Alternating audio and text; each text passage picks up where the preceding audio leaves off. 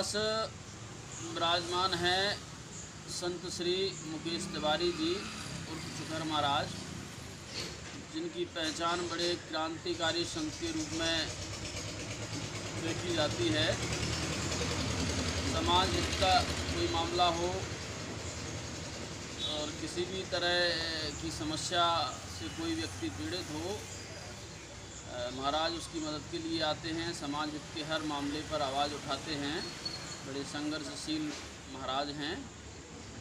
तो आज हम महाराज श्री से चर्चा कर रहे हैं गायों की दुर्दशा के विषय पर। महाराज श्री, आप ये बताएं कि सनातन की मूल आधार गाय माता है। शास्त्रों में बताया गया है, ऋषियों ने गाय को देव स्वरूप कहा है, 33 देवताओं का स्वरूप बताया है। और आज गाय की हर जगह दुर्दशा हो रही है। गाय भूख प्यास, बीमारी, दुर्घटना का शिकार होकर मर रही है। बहुत कष्टदायक दुखद हालात गायों की देखने को मिल रहे हैं। ये धर्म के लिए बहुत ही शर्मनाक दृश्य हैं गाय दुर्दशा की।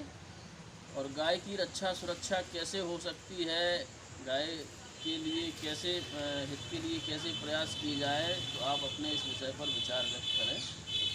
जो गौ हमारी माता है और गौ से हमारी कृषि भूमि, हम सब पले बड़े हैं गौ का दूध पीते। और सबसे बड़ा अत्याचार हमारे आँखों के सामने देखने को गौवंश के ऊपर हो रहा है आज। और आज की सरकारें सनातन की बात करती हैं।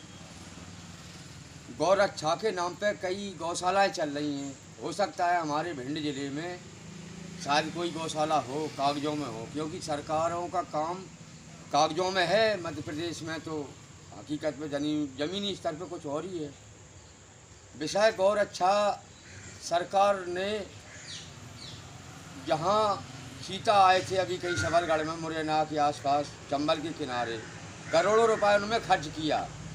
यदि उस पैसे को गौ हित में लगाते तो हो सकता है आज उसकी थोड़ी सुरक्षा और दवा, जैसे कई गाय बीमार पड़ी हुई हैं तो गाँव किसी किसान को जवाबदारी दे के, एक किसान को बीपीएल के आधार पे है इसको कुछ राशि दे करके जवाबदारी दी जाए या गौशाला बना के।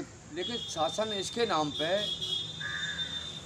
ढिंडोरा पीट करके लोगों को वोट बैंक बनाने की राजनीति कर करके सबसे बड़ा अत्याचार गौवंश पर हो रहा है। और आज की सरकारें इस पर ध्यान नहीं दे रही हैं, जो कि सरकारों को विशेष आगे आकर के इसमें भाग लेना चाहिए। और जो किसान बहुत परेशान है अपने आप में। अब किसान रात दिन खेतों में पड़ा है, बरसात, कीड़े मकोड़े इत्यादि कई अत्याचार किसानों पे हो जाते, किसान झेलता रहता है। और सरकार जब समय आता है वोटों के लिए तो कई वादे कर जाती है और उन वादों पे कभी खरा उतरने की कोशिश नहीं करती है। तो कहने का मतलब ये है कि सरकार चाहे तो इस पर व्यवस्था आज हो सकती है। सरकार ध्यान नहीं देती, सनातन के नाम को सिर्फ वोट बैंक में बदल करके वो अपनी राज चलाना चाहती है, सिंहासन पर बैठ के राज करना चाहती है भारतीय जनता पार्टी। हमारा महाराज जी कहना ये है कि हिंदुस्तान में लाखों की संख्या में साधु समाज है, संत समाज है और बड़े स्तर पर संत समाजों का अपना अस्तित्व भी है। यदि संत समाज भी गायों की रक्षा के लिए आवाज़ उठाए, आंदोलन करे, तो सरकार को मजबूर होना पड़ेगा गायों की सुरक्षा के लिए प्रयास करने का, गौशालाओं को संचालित करने का और गौ रक्षा की जो भी उनकी योजनाएं हैं वो सब क्रियान्वित सरकार की जो कागजों में चल रही हैं उन्हें ज़मीनी स्तर पर संचालित करना पड़ेगा, क्योंकि संत समाज की आवाज़ में बहुत ताकत है। अब अफसोस ये है कि संत समाज क्यों आवाज़ नहीं उठा रहा। देखिए, संत समाज में क्या, संत पहली बात तो मिलना दुर्लभ है। और जो संत के वेश में काले में बैठे हुए हैं, क्योंकि ऐसा इनको चाहिए। मैं एक उदाहरण देना चाहता हूँ। श्री पंचायती अखाड़ा महानिर्वाणी में प्रयागराज में वेद विद्यालय है, तो उसमें 6 शिक्षकों की जब भर्ती हुई है तो 15-15 लाख रुपए की राशि दे करके किसी संत ने ही, वहाँ के अध्यक्ष हैं, उन्होंने उसको नियुक्त किया है। तो कहने का मतलब ये है, संत कहाँ मिलेंगे उस संतों को जब संत आ जाएंगे। जो पद पे बैठे हुए हैं संत है हकीकत, उसको जो गौ की दिशा है वही संत की दिशा है। आज मठों में संत अपने में जाता है तो वहाँ कालनेम बैठे हुए हैं, वो ज़्यादा लूट रहा है। अब अन्याय अत्याचार वो करते समाज में आता है तो दोष राम रहीम व शरम वाला समाज लगाता है। जो हकीकत साधु है गौ की तरह वो भी परेशान है।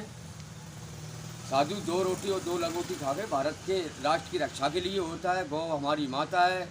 जो गौवंश के नाम पे जो योजनाएं चला रही हैं, जिसको जनता से मैं अपील करता हूं, और जो सनातन की रक्षा के लिए साधु बने हैं, एक मठ के लिए बने हैं, एक बिजनेस के लिए बने हैं, एक पद के लिए बने हैं, एक सम्मान के लिए, जैसे उनको अपने सम्मान और पद चाहिए, उससे ज़्यादा मैं निवेदन करना चाहता हूँ संत समाज के आकर के रोड पे उतरें और इसकी विशेष ज़्यादा तादाद में आवाज़ उठाएं, जिससे हमारी गौ माता की रक्षा हो सके। क्यों इस गौ माता के दूध से हम पले हुए हैं, इनकी बैलों से खेती हुआ करती है, इस अनाज से हमारा भरण पोषण होता था। वो आज हम अपना कमज़ोर होते हुए देश को देख रहे हैं। सबसे बड़ी कमज़ोरी हमारी सरकार की व्यवस्थाओं में है।